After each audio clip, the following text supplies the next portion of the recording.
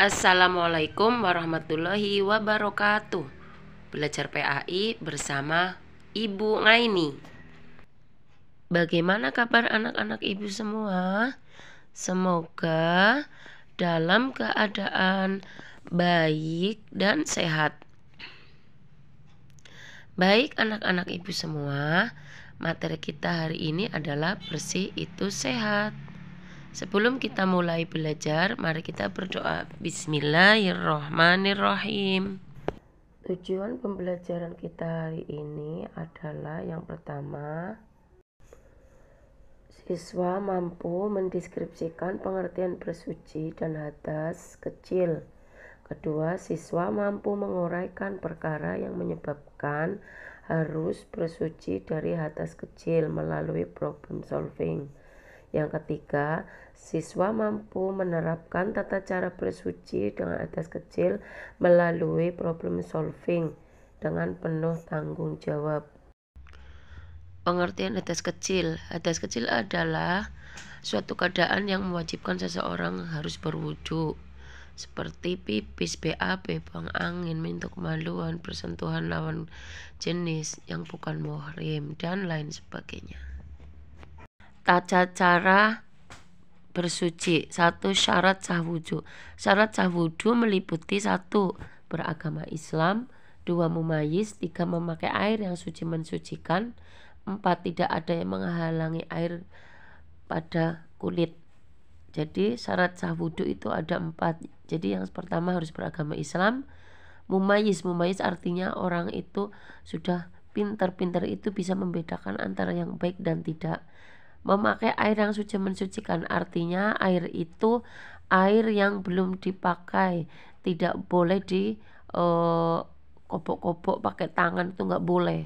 Itu kalau udah dipakai namanya air mustakmal. Jadi air itu harus suci mensucikan. Kalau bisa air itu yang mengalir seperti dari keran, dari air hujan, atau pokoknya air itu yang mengalir, tidak boleh airnya itu diobok-obok.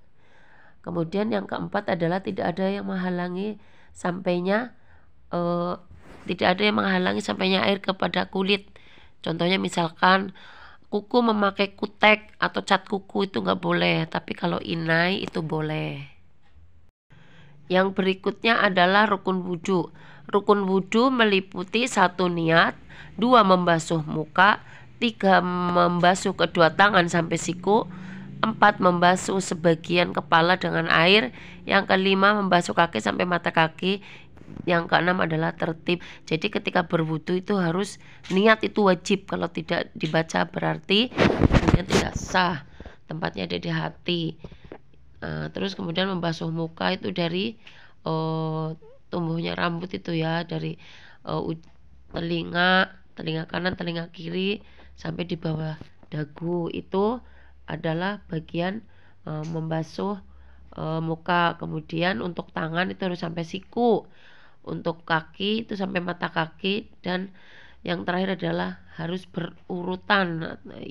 Jadi harus tertib. Kalau tidak tertib, wudunya tidak sah. Berikutnya adalah sunah-sunah wudu.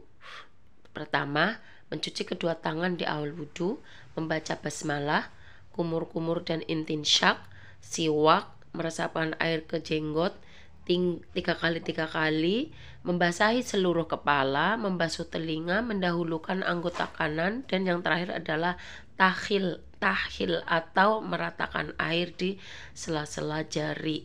Ya, jadi sunah-sunah wudhu ini jika dilakukan maka mendapat kesempurnaan wudhu, dan jika tidak dilakukan pun tidak apa-apa, tetap wudhunya sah.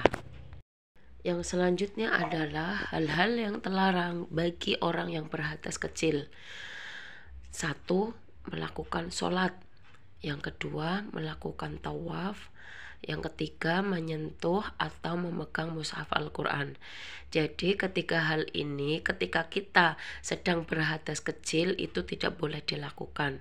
Agar kita bisa melakukan ini berarti kita harus mensucikan diri dengan cara berwudu. Dan yang terakhir adalah praktek wudu. Praktek wudhu itu harus dilakukan sesuai dengan rukun-rukun wudhu serta syarat-syaratnya. Harus berurutan, rukunnya diikuti, syarat-syaratnya juga dilakukan, sunah-sunahnya juga agar mendapat kesempurnaan wudhu sehingga ibadah kita sempurna. Kesimpulan pembelajaran kita hari ini adalah hadas kecil menyebabkan kita harus berwudu. Yang kedua, melakukan wudu harus sesuai dengan syarat dan rukun serta sunahnya. Yang ketiga, gunakan air yang suci mensucikan. Demikianlah pembelajaran kita hari ini, semoga bermanfaat. Kita tutup dengan bacaan hamdalah bersama. Alhamdulillahirabbil alamin. Terima kasih. Wassalamualaikum warahmatullahi wabarakatuh.